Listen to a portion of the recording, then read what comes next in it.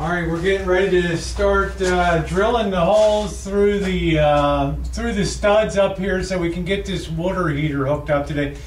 Very important. You see, I have very heavy gloves on. These are like big electrician gloves I got from the boss, and I also have another set of gloves inside because when this thing kicks, it can add. If this drill bit catches on these old wood studs, which it often does, you can get kicked around and you can just smash the hell out of your wrist or your arm. So I want as much protection as possible. And you'll see I also have safety glasses on, very important. So let's get to it. You see I have a super long drill. I have the 18-inch one here. And I got to think for a minute where I want this to come down the right side here.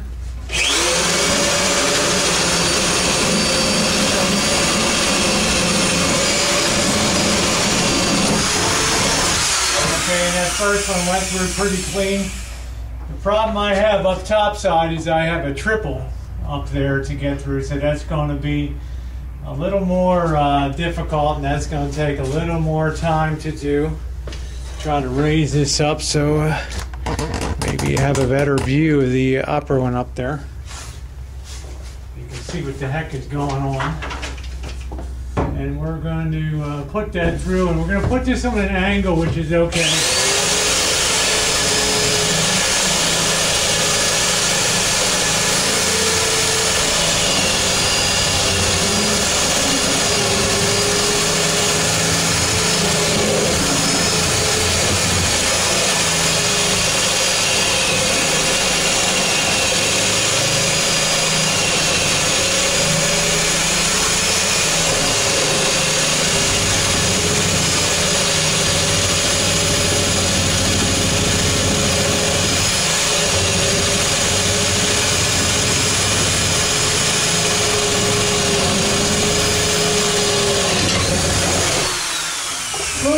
And we made it through. That was about 5 good inches of old 2x4. So we're at the we're through the roughest part of that, and we can start thinking about starting our wire over at the circuit breaker box, our orange wire, and then bringing it overhead here to have in here to go to the junction box. So yeah, we're well underway today.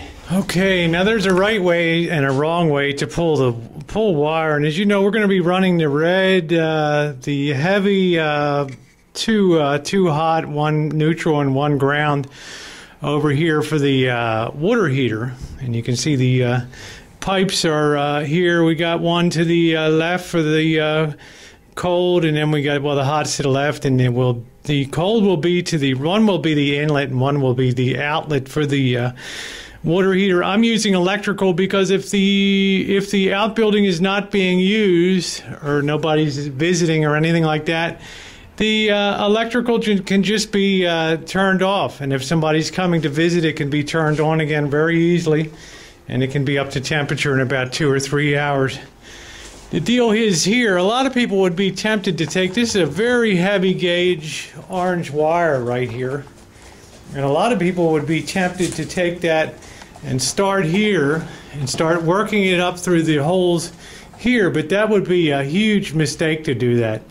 What you want, because you would have to pull all that wire through those small holes, and that would take a long time, and then you'd have to run it up over the top and pull it through. So what you want to do is start at the end that is going to be easiest. I'm going to leave it on the floor right here by the circuit breaker box. I'm going to just put it up through this over this rafter right here overhead, feed it through, and just let it loop down and lay. Later on I can just thread it through one of the open holes there down behind and just leave it laying there to hook up to the circuit breaker box. So easy job if you do things the right way. So we'll get cracking on that. Okay, we got it run through pretty good. It goes through there and through the upper that we drilled. Comes over top, running real good. No bindings, no nothing. Laying between the rafters, and because it's above the rafters there's no way that a nail or a screw can get in because of the distance there. So you don't have to worry about putting protective plates on. like we use here, where wires running behind walls and things. Like over here, you have to use protective plates, and we'll end up using them in those two positions. Probably just one. We'll put a triple plate sideways up there, and then we'll probably put a junction box up here. Because we only had 25 feet, we probably could have used 27 feet, but it came down good into the box properly, using the cable clamps there coming down. I haven't done the hook down yet, but we'll use this for the main ground. Big one right here when the time comes. And then we have our 2 hots here for the 30 amp breakers, and we have our neutral ready to hook down up here. So basically that should be all good to go, gone over. And like I say, they came up a little short, but code says, you know, you can join wires together with wire nuts as long as you put them inside of a junction box, which is fine. So we'll mount a junction box up on this upper level here, and then when it comes time to hook up the water heater, a simple run from the connection here might be another junction box here, and then up to that junction box up there. And then we're all good to go. So it's better than buying. The next size up was 100 feet, so didn't have a lot of choices on that. And we can always use some of the heavy gauge wire we have around the shack here, the super heavy gauge that we have, like what runs in here. I've got plenty of that, and that's like that's also like a 2 hots. It's got the red and the black and the white neutral and the ground. So anything goes on that. That'll be fine as long as the capacity's there. So we're going to mount the junction box up there, and then terminate that inside the junction box. We're not going to do any actual hookups, but everything will be all set to go. And you know, terminating in a junction box will be fine right now, because the inspector will want to see that, and we'll have to do the same thing over here. We'll have to put a junction box here. For this will be over top of the this will be the light over top of the mirror in the bathroom. And of course, we're not deep enough to have a mirror, you know, a medicine chest here with the depth that we have there. So we're going to have a hanging mirror. This is all ADA height here, so the sink will be about lower than usual, and the toilet is ADA also. So want to try to be compliant, and want to try to do the best I can for whoever gets this place in the future.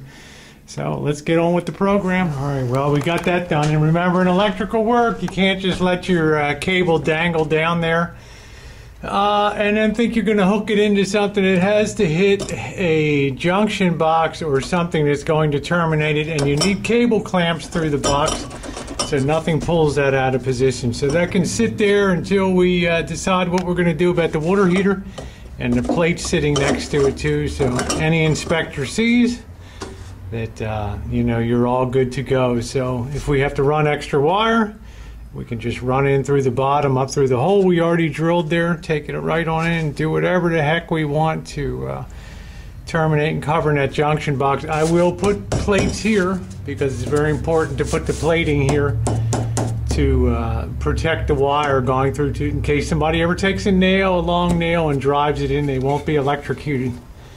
This metal plate will stop them from going into the wood. So what I want to do now is take a break and get down on ground level again. And we have this this sucker to be hooked up, which is the male end of the plug here. So I'm going to get on that. There's the end of the steel run, and I'm going to hook this up now and get this thing all set. Alright, stick with the program. Alright, we finished assembling the plug here, which will provide power for the still. It also gives us the ability to have a quick disconnect. Alright, so what we're going to do is go outside. We got trying to make sure that the power's off. I don't want any huge arcing spark to take your Rosie girl right out of the old play. So let's see. Yeah, we got all the power off for the main here is off, so Let's go plug that in. Ooh, wow. Get that a plug.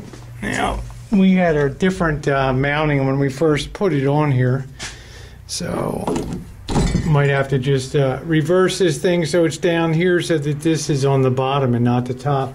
But for right now, it's enough to give her a test. So let's go out and flip the power and then see if this still responds or something trips in the breaker panel here.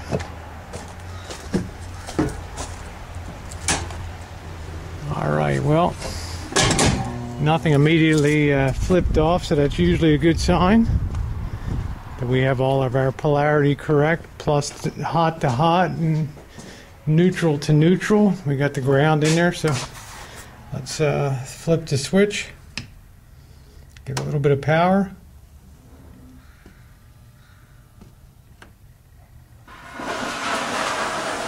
All right, you can hear she's firing away there. All right, mission accomplished on that. And we'll see about just putting that down below. You know, this one may be mounting it down below so that this thing is upside down and not, is right side up and not upside down. So, all right, let's cut her off and move onward. Okay, now the lighting is not really complicated. They make these, what do you call them, recessed lights, really easy to put in, and they're super easy for construction kind. They have two kinds, construction, or if your house is already built and then you want to go through the drill holes in the ceiling and put can lights up, they have that kind too. But this is the new construction kind. And for layout, I knew I wanted to have a light by the bathroom door over here. You can see this is going to be the bathroom door. So this one was relatively easy to center in a good location. What I wanted to do was measure the distance from here on the side of this 2x4 for the rafter here, and come all the way over to the side of the stud wall by the bathroom door, and that was 52 inches. So I divided that in two, and that gave me my center line right up here, and I marked that at 25 and a half. And put that right on center with that light there. So that's pretty easy. And then when it comes time to wire it, it's just going to be very easy to reach here, open it up, and run the wiring in. Should be a breeze. And though I may not get the wiring done today, I should be able to lay the can lights in. Now there was an odd number because that's number 7 that goes there. The rest is pretty straightforward. I figured, you know, over here 1, 2, and then number 3 over here running down evenly on each side to give an even disbursement of light.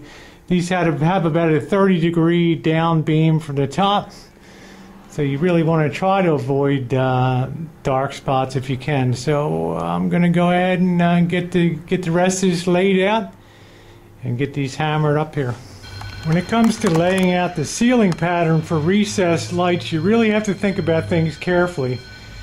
And before you start pounding in nails and placing them, you really have to get an idea of how it's going to look in spacing. And if you look up on the ceiling rafters now, you will see that I have pieces of blue tape, which is measured off 22 inches from the side of the 2x4s here, where the raised ceiling, I have the vaulted ceiling here begins. I have 22 inches to the center line of the blue there, and also back here.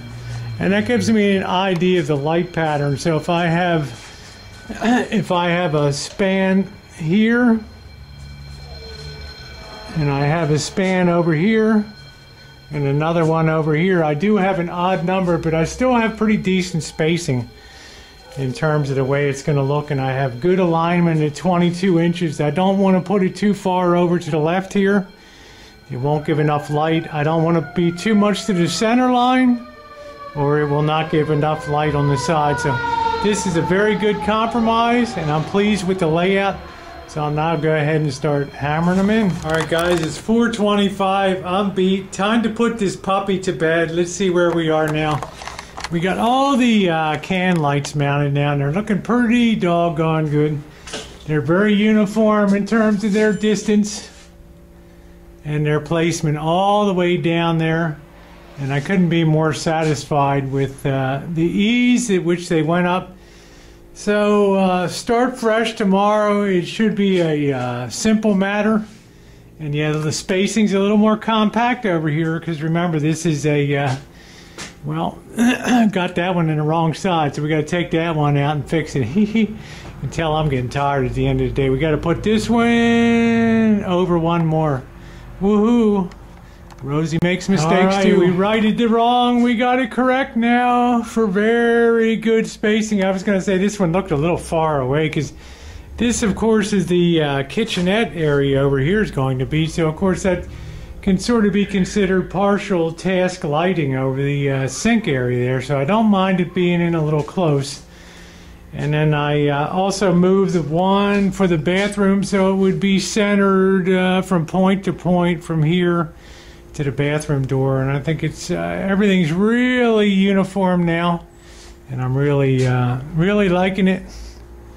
So I'm running out of gas today, but tomorrow I will definitely be out here to do the wiring, and we're going to put four on one circuit, which will be the right side switch, and then we're going to put these 3 on the left hand circuit. So okay, all right, that was a good day's effort today, and I am beat to hell.